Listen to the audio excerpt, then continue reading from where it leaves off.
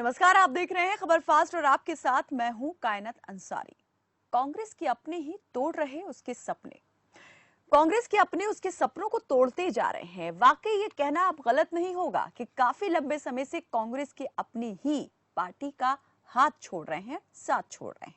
अपनी ही पार्टी आला कमान के सपनों को तोड़ रहे हैं। बात चाहे हरियाणा कांग्रेस की करें, पंजाब की, मध्य प्रदेश या फिर अब गुजरात की। हरियाणा विधानसभा चुनाव से पहले अशोक तंवर और हुड्डा के बीच की खींचतान किस तरह से कांग्रेस के लिए कलह बनी, ये सभी ने देखा और याद भी होगा। वैसे ही मध्य प्रदेश में ज्योतिरादित्य सिंधिया के चले जाने के बाद कांग्रेस पार्टी का टूटना भी सबने देखा। 2014 लोकसभा चुनाव में मिली करारी हार के बाद से ही कांग्रेस के अपने उससे नाता तोड़ते जा रहे हैं, साथ छोड़ते जा रहे हैं और ये हाथ और साथ छोड़ने का सिलसिला अब तक जारी है। अब गुजरात में राज्यसभा चुनाव के ऐलान के बाद से कांग्रेस विधायकों के इस्तीफे का दौर शुरू हो गया है। अब तक 8 विधायक कांग्रेस का हाथ छोड़ चुके हैं।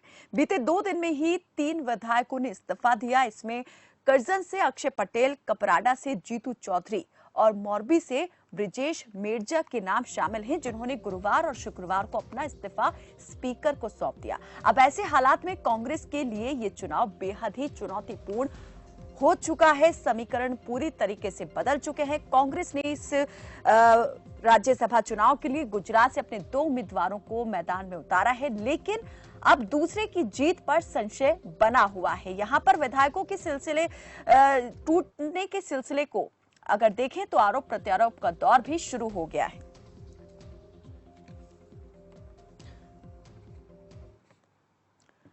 तो विधायकों के इस तरीके से चले जाने को लेकर के अब कांग्रेस ने आरोप लगाना शुरू कर दिया है। कांग्रेस के एक वरिष्ठ नेता ने आरोप लगाया है कि बीजेपी जो है अब यहां पर खरीद फरोख्त के साथ में धमकाने का काम जो है वो भी कर रही है। इन आरोपों को लेकर हम बात करेंगे और इस वक्त हमारे साथ बीजेपी के नेता अनिल गोयल जुड़ चुके हैं। अनिल जी, राज्यसभा चुनाव यहां पर जो है हो रहे हैं। गुजरात में कांग्रेस ने 2 उम्मीदवारों को अपने उतारा है मैदान में, लेकिन अब विधायक एक एक करके जो छोड़ रहे हैं, इसे लेकर के बीजेपी पर कई सवाल उठे हैं। क्या कहेंगे? आरोप लगा है, धमकी भी मिल रही है और खरीद फरोख्त भी हो रही है। कायनात जी, डूबती नाव से तो सभी कूदते हैं। पहली बात तो ये कांग्रेस की डूबती हुई नाव है, दिखाई दे रही है। अब लोग कूद रहे हैं। उसको अपना घर बचाना नहीं आ रहा, उसको घर कैसे बचाएं, वो जिम्मेदारी कांग्रेस की है। अब वो अपने घर को नहीं बचा पा रही, अपने विधायकों को साथ नहीं रख पा रही, अपने विधायकों को नहीं सुन पा रही। वहाँ लोकतंत्र नाम की कोई चीज नहीं, सिर्फ परिवारवाद नाम की चीज है कि परिवार से एक आदेश आ गया, उस आदेश का अक्षरशः पालन होगा। जमीनी सच्चाई की उनको कुछ पता नहीं है और आरोप वो बीजेपी पर मर रहे हैं। भाई, तुम्हारा घर है, तुम संभालो। अपने विधायकों को नाराज तुम मत करो, अपने विधायकों को सुनो। विधायक जब बात करते हैं जनता की, क्षेत्र की, उसकी चिंता नहीं है। सिर्फ एक परिवार के आदेशों का पालन, एक व्यक्ति के आदेशों का पालन जिस पार्टी में होता है, वो निश्चित तौर पर उसके साथ ये होना ही है।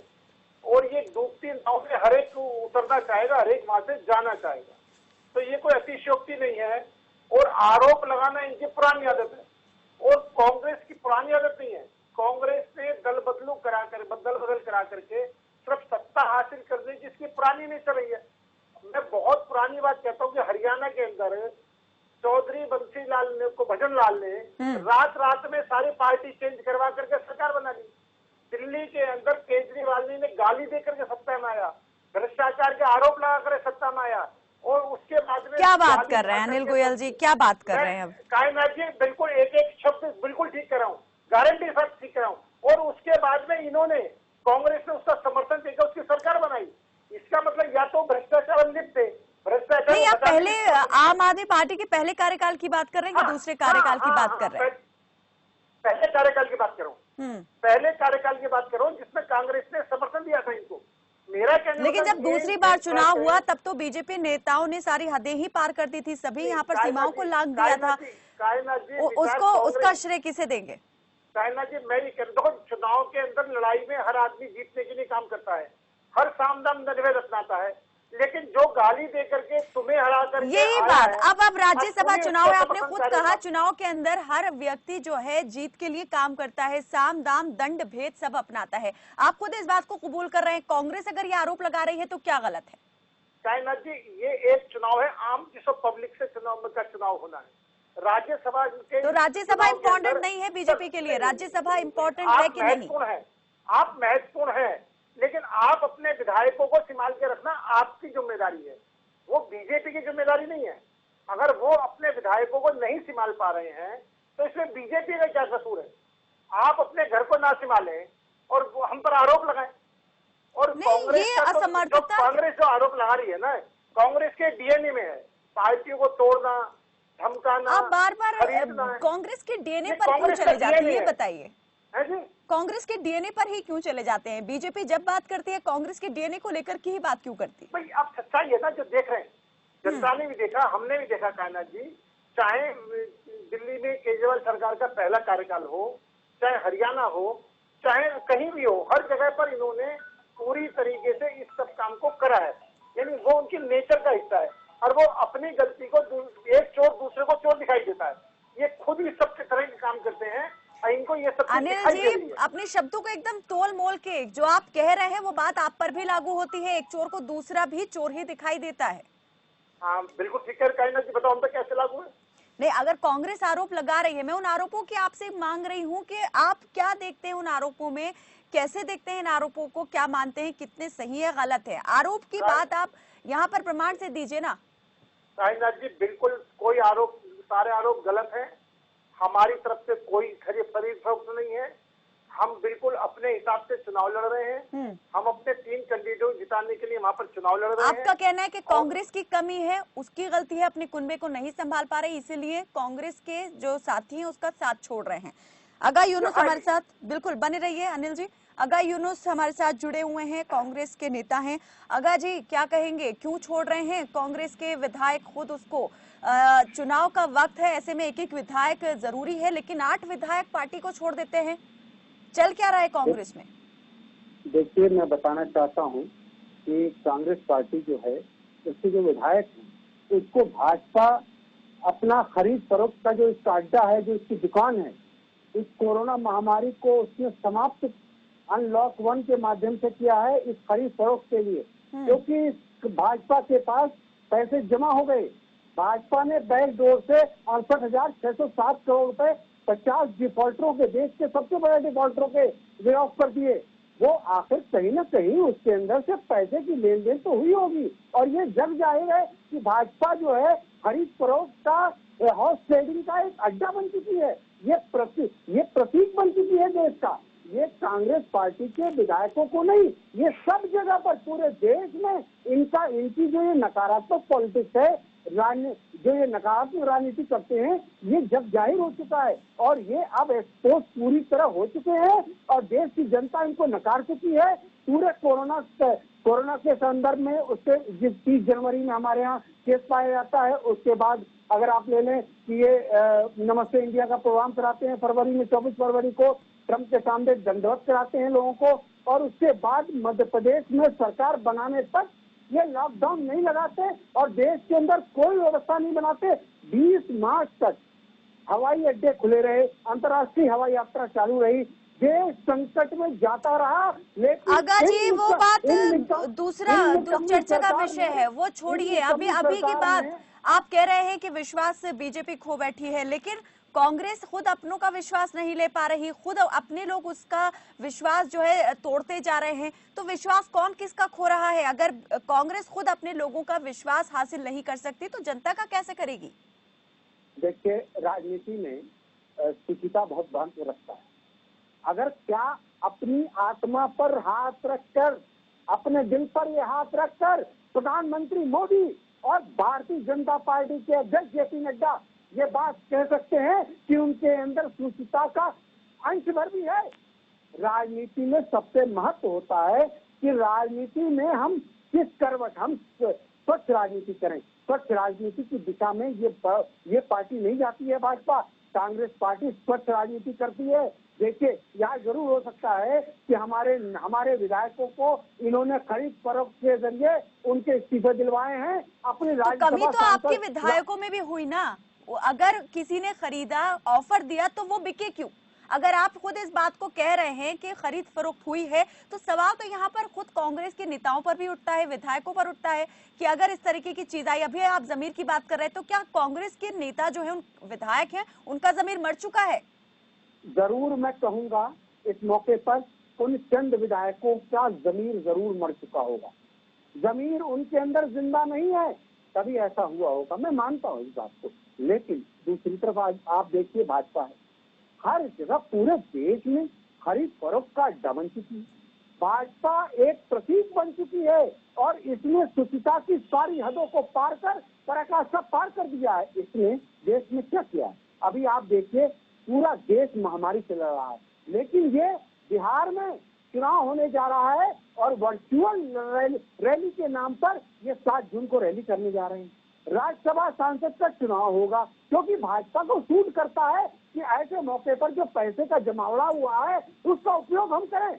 अरे ये देश को जवाब देना पड़ेगा और ये देश इनसे जवाब मांग रहा है। 130 करोड़ जनता इनके सामने खड़ी है और आज ये जनता से लड़ रहे हैं। देश की जनता कोरोना महामारी से परेशान है, त्रस्त है और इन्होंने देश की जनता को कुछ नहीं दिया, बाबा जी के ठल्लू दिया। इन्होंने अपनी जेबें भरी हैं और आज प्रधानमंत्री केयर फंड में आज ये क्यों बचते हैं? आरटीआई के दायरे में क्यों नहीं है? सीएजी के एक मिनट में लूंगा, बस एक मिनट मैडम। सीएजी के दायरे में प्रधानमंत्री केयर फंड क्यों नहीं है? कैसे हुआ ये? कैसे ये सरकारी नहीं है? ये प्रधानमंत्री पद जो है ये सरकार का पद होता है। कैसे ये व्यक्तिगत हो गया? क्यों नहीं इसका खुलासा होता कि प्रधानमंत्री केयर फंड का पैसा कहाँ जा रहा है? अरे ये जमावड़ा है, एक टोली है, एक मंडली है। आप बात को मोड़ रहे हैं, घुमा रहे हैं, आप विषय को कहीं और ही अभी लेकर के जा रहे हैं। चलिए, आपकी सब बातों को देखें। मान लें बीजेपी के खिलाफ जो है, मोदी सरकार के खिलाफ आप कह रहे हैं कि माहौल जो है वो बन रहा है, देश की जनता सवाल पूछ रही है, लेकिन सवाल यहाँ पर इस वक्त कांग्रेस से पूछा जाना बनता है। कांग्रेस के ऊपर भी सवाल उठ रहे हैं। अगर विपक्ष लगातार कमजोर हो रहा है, अपने ही लोग उसका साथ छोड़ रहे हैं, साथ नहीं देना चाहते हैं, तो उसके पीछे की वजह क्या है? आत्ममंथन करा है कभी आपने इस बात को लेकर? कांग्रेस के खुद यहाँ पर जो नेता होते हैं वही चुनाव के वक्त में उससे दगाबाजी कर जाते हैं, धोखा दे देते हैं। 8 विधायक अगर इस्तीफा दे देते हैं राज्यसभा चुनाव से पहले, अपने आप में बड़ी बात है और सवाल है बड़ा कि आखिर ऐसा हो रहा है तो क्यों हो रहा है? कमी किसकी है? देखिए, सत्ता का दुरुपयोग धन बल से जिस तरह से कर सकती है भाजपा, वो कर रही है। आपने कर्नाटक में देखा, मध्य प्रदेश में देखा, आपने सब तरफ पूरे देश में देखा किस तरह से ये भाजपा एक नकारात्मक राजनीति का प्रतीक बन चुकी है। ये धन का प्रलोभन, पद का प्रलोभन, ये पार्टी नहीं, एक मंडली है, लूट का अड्डा बन चुकी है भाजपा और पूरे देश में जनता को लूट रही है और अपने पैसे से, उस पैसे से, जनता के पैसे से ये विधायक खरीद रही है और विधायक का खरीद फरोख्त, पद का लालच, कोई भी लालच हो सकता है। ये तो जांच का विषय है। जिस दिन जांच होगी क्योंकि चूल्हे हिल जाएंगी। अरे हम ये सरकार से कहना चाहते हैं, भाजपा से कहना चाहते हैं कि स्वच्छ राजनीति का अंश भर भी हो तो स्वच्छ राजनीति पे आओ, कांग्रेस के सामने मुकाबला करो। तुमने एक नकारात्मक राजनीति करके जनता के पैसे को लूट करके आज ये तुम विधायकों का खरीद फरोख्त कर रहे हो। ये माना कि मेरे कुछ जमीन जिन्होंने विधायकों ने बेचा होगा, उन जमीन बेचे हुए लोगों के कारण आज भाजपा उन्हें खरीद पा रही होगी। लेकिन अरे ये साहूकार है, ये सरकार नहीं साहूकार बन गई है। देश की जनता को जब देना हुआ तो लोन ले लो, लोन ले लो, लोन ले लो। अरे आज विधायक को खरीदना हुआ तो भाई सारे पैसे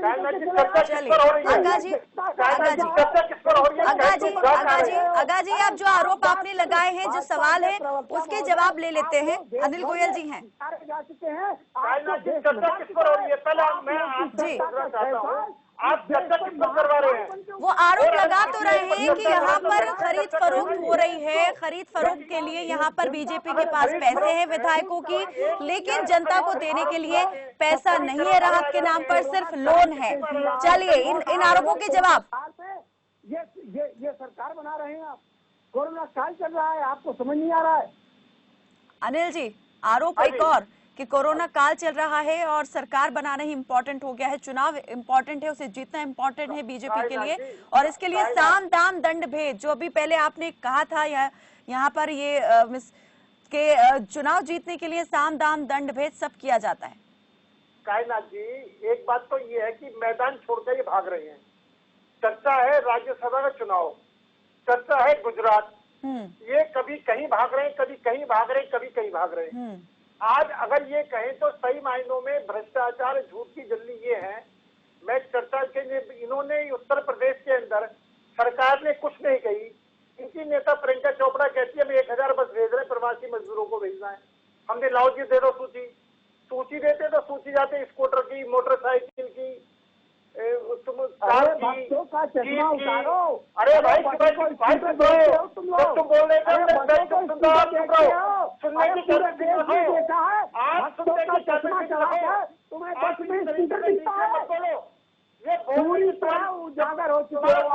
अगा जी सुन लीजिए।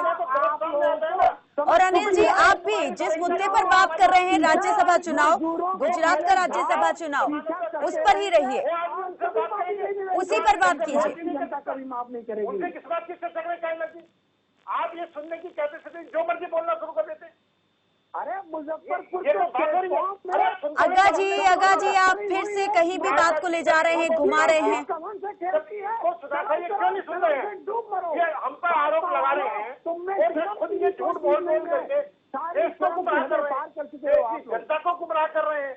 आज देश की जनता इनकी चालों को समझ चुकी है। उन सबको बचाने के लिए ये अपनी बात कहना नहीं चाहते, अपनी बात को सुनना नहीं चाहते, तो जो मर्जी। चलिए जल्दी से मुझे जवाब लेना है, इसे जल्दी से इस विषय पर मुझे चर्चा को खत्म करना होगा, जल्दी से अनिल जी। मेरा ये कहना है कि ये पूरी तरीके से अपनी पार्टी को संभाल नहीं पा रहे हैं, अपने कुंबे को संभाल नहीं पा रहे हैं, दूसरे के ऊपर आरोप लगा रहे हैं। उस आरोप के इसका हमारे पास कोई जवाब नहीं है। एक सवाल मेरा आपसे अनिल जी, बस यही कि चुनाव के वक्त ही आप कह रहे हैं कि अपने लोगों को नहीं संभाल पा रही है कांग्रेस, तो चुनाव के वक्त ही ये सारी चीजें क्यों होती हैं? क्या इससे पहले जो है कांग्रेस के नेता कहीं नींद में सो रहे होते हैं? चुनाव के वक्त ही वो क्यों इस तरह से अलग होना शुरू कर देते हैं? सवाल ये है कि असमर्थता कांग्रेस की चुनाव के वक्त ही क्यों ज्यादा हो जाती है कि वो अपने लोगों को नहीं संभाल पाती है? कारखाना बन चुका है। नहीं, कांग्रेस तो आरोप लगा रही है ना कि खरीद फरोख्त शुरू कर देती है बीजेपी चुनाव के वक्त। सबसे ज्यादा मृत्यु दर 6.5% गुजरात का है। गुजरात की तुम्हारी सरकार फेल हो चुकी है। अगा जी अनिल जी का ये कहना है, अनिल गोयल जी का। अगा जी सुन लीजिए कि अपने ही लोगों की बात कांग्रेस के अंदर नहीं सुनी जाती है। शीर्ष नेतृत्व को लेकर कई बार यहाँ पर सवाल जो है वो उठ चुके हैं कि शीर्ष नेतृत्व जो है वो पारिवारिक मामलों को ही ज्यादा जो है वो तवज्जो, और परिवार के सदस्यों को ही तवज्जो दी जाती है कांग्रेस में, एक परिवार के, और जो दूसरे सदस्य है कांग्रेस के नेता हैं उनकी बात नहीं सुनी जाती, और यही वजह है कि लोग छोड़ देते हैं उसको। क्या यही कारण है? देखिए, दो बातें हैं, आप मुझे 2 मिनट दीजिएगा, मैं समझा दूंगा। ये वंशवाद की तो बात करेंगे।